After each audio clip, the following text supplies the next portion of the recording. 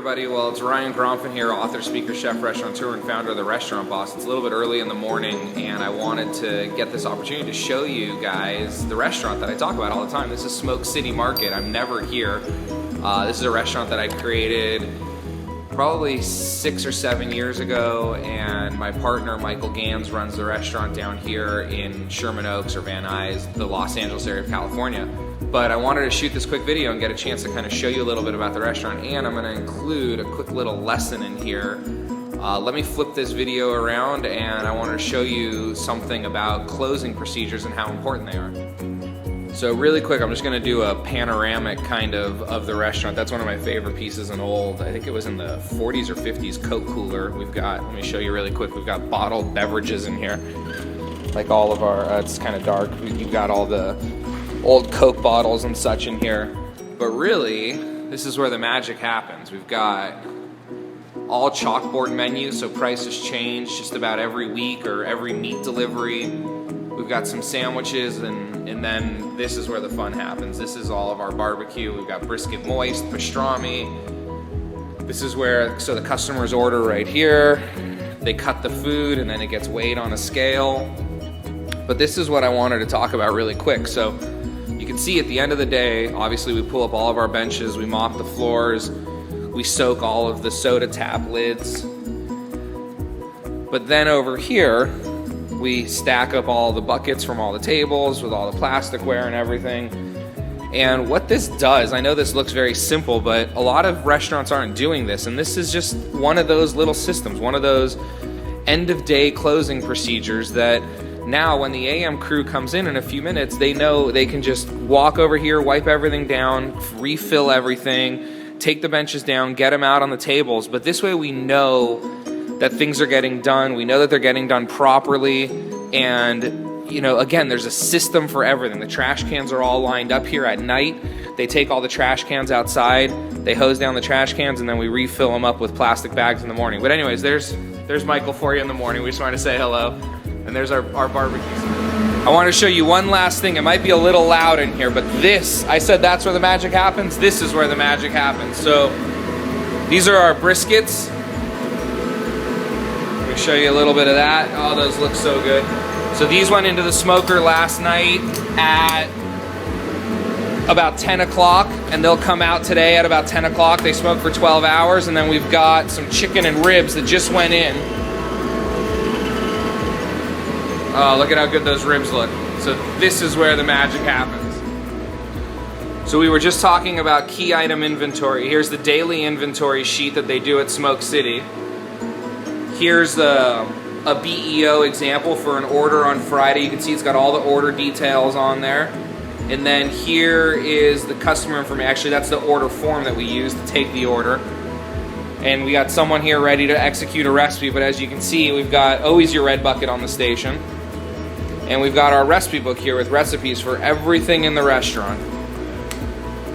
Okay, so it's really loud in here, but I wanted to show you, I'll flip the video around again, but this is what a really, really organized walk-in looks like. Can you see? Well, here, actually, let me just flip the video around. All right, so obviously eggs, individual barbecue sauces, we got some wine and beer and kegs and stuff. All of our turkeys and chickens that we brine every night are, pork and chicken, they're brining in separate containers. Beers are all stacked neatly. These are the barbecue sauces we bring in at night. But as you can see, in order are organized our dairy, all of our sauces, everything labeled and dated. And then this is, look at how proud I am of this. We've got all of our produce, and look at how nice and organized. We got our carrots and zucchini, cucumbers, potatoes, and then all of our meats down below here. So everything's in order of, you know, most dangerous or least dangerous to most dangerous, so if anything drips. But again, I just kind of wanted to walk you around the restaurant a bit and show you what I mean by systems, what I mean by organization and procedures. Again, dry goods, dry storage, different color cutting boards for everything. One last thing as I'm heading into the office, I wanted to show you, we've got all of our dry goods, again, stacked neatly and organized here, so it makes inventory super simple and easy for the cooks to find everything. But what's really important that most people forget to do is to keep your chemicals on a low shelf so they don't drip on anything and away from your food. You can see, let me grab a bottle of vinegar. I'm not saying that this would ever happen, but if you put those two bottles right next to each other, obviously one's clear and one's not, but those are the exact same bottle. And if, heaven forbid, a cook were to grab a bottle of Tough Action lemon floor cleaner or something instead of vinegar, your customers would be in a world of hurt, and it's extraordinarily dangerous. So you always want to make sure that you're storing your chemicals and your food in completely different areas, so there's just absolutely no way anything could ever get confused. And actually, while we're over here talking about chemicals, something that I see a lot of restaurants do that I don't ever want you guys to do is to reuse chemical buckets or chemical containers like the one I was just showing you over my shoulder there for food. One, they're never labeled properly, and even though you've washed it a couple times, there's still residual chemical in there. It's extraordinarily dangerous. You should never do that. Plus, if OSHA sees it, you're just in a world of hurt and in big trouble. So again, just a little quick tour of the restaurant, and we'll walk into the office here really quick. I'll just show you. This isn't anything too fancy. The offices are always pretty bad. But that's it. This was Ryan Gromfin. We're here at Smoke City. There's Michael in the background, and hopefully this video got edited together nice and short and sweet just to kind of show you what a restaurant that we run looks like, and what I hope all of your restaurants eventually you work toward having them all clean and organized and have systems in place for everything. So again, this was Ryan Gromfin saying have a great day. Are you struggling to grow your restaurant business? Are you failing to find the time to do all the things you need to do because you're stuck doing everybody else's jobs? This sucks. I know. I've been there. You're not alone. The difference between where you are now and where you want to be is a plan and some new tools. And that is why I created Scale. It's my newest course for restaurant owners who want to grow their businesses and build an extraordinary brand.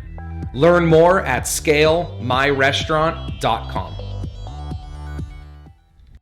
I hope you enjoyed this week's training video.